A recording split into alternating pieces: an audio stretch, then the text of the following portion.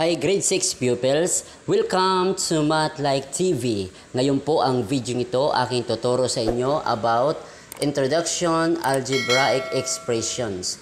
Tapusin nyo lamang ang video ito hanggang sa dulo upang kayo ay mayroong matutunan. Bago tayo magsimula, tayo muna ay mag-pray. Dear God, as we begin this lesson today, we thank you for the gift of learning and the chance to explore the world around us.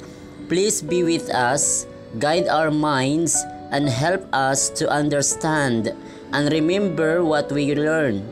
Bless our teachers and make this time of learning fun and exciting. In Jesus' name, we pray, Amen. Ngayon atin ang simulan. Okay, itong figure nating nakikita dito, ito yung example ng algebraic expressions. Yung 5x minus 3. Okay, ano pong ibig sabihin ng algebraic expressions? Algebraic expressions is a mathematical phrase that contains variable numerical coefficient. Okay? So just like in our figure. So 5x minus 3. Dito makikita natin bawat isa dito ay pinangalanan na. Yung 5, itong ating numerical coefficient. Ano ang numerical coefficient? A number beside the variable. Then, itong 3, itong ating constant. Ano yung constant? Is a value that remains unchanged. Okay? Yan po ang constant. Number siya, wala siyang kasamang variable. Constant. Okay? Next, itong variable. Ano itong variable? Is a letter that represents a number. Okay, yan po ang variable. Then, itong term, example, 5x, isang term po yan. Itong 3, isang term po yan. So, ano yung term? Term are mathematical expressions which are connected by the operation symbols used in the expression. So, yan po ang mga ibig sabihin sa ating mga part about dito sa algebraic expressions. Now, here are some examples of mathematical expressions. Number 1, x squared plus 4ay plus 16.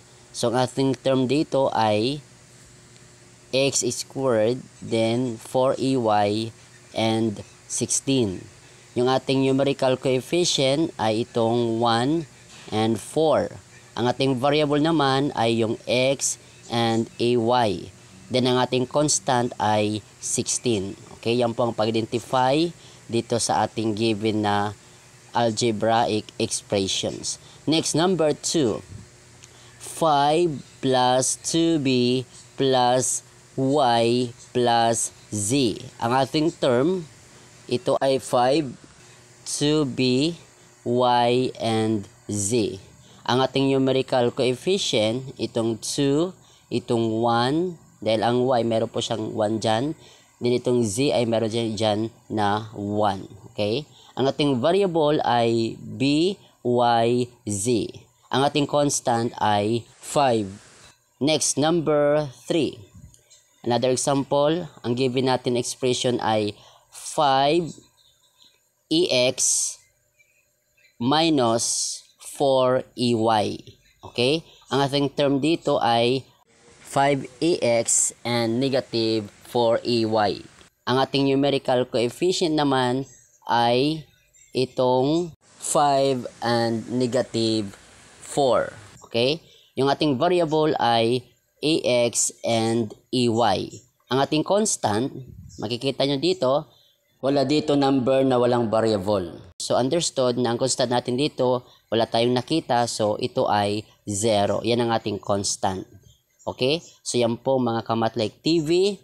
Ang pag-identify sa given na algebraic expression. So, tandaan po yan para dapat yan ay ma-memorize nyo sa mga part of dito sa algebraic expressions. Kaya ngayon, kung meron kang natutunan, pakipindot naman ang like, at kung bago ka pa lamang sa akin channel, pakipindot naman ang subscribe, maging ang bell notification upang ikaw ay laging naka-update sa mga bagong video ni upload sa akin channel na ito.